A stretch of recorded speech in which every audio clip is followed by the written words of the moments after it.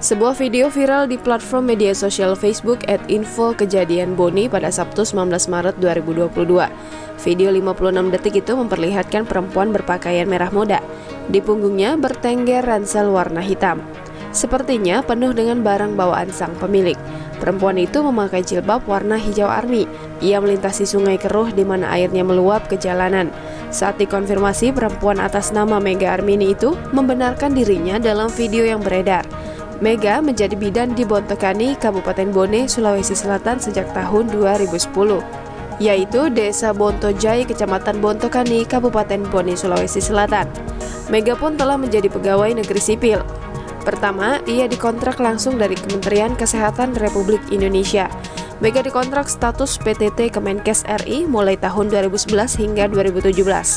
Adapun lokasi kerja bidan Mega dari Puskesmas Bontokani sekitar 13 km.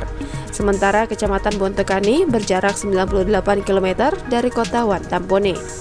Jika ditempuh kendaraan roda 2 menghabiskan waktu sekitar 2 jam 21 menit. Kalau kendaraan roda 4 sekitar 2 jam 28 menit. Bidan Mega menghabiskan waktu di puskesmas membantu di desanya. Tempat tinggalnya berseberangan dengan Pustu. Videonya yang viral di sungai. Jalan itu merupakan satu-satunya menuju ke Dusun Madelo.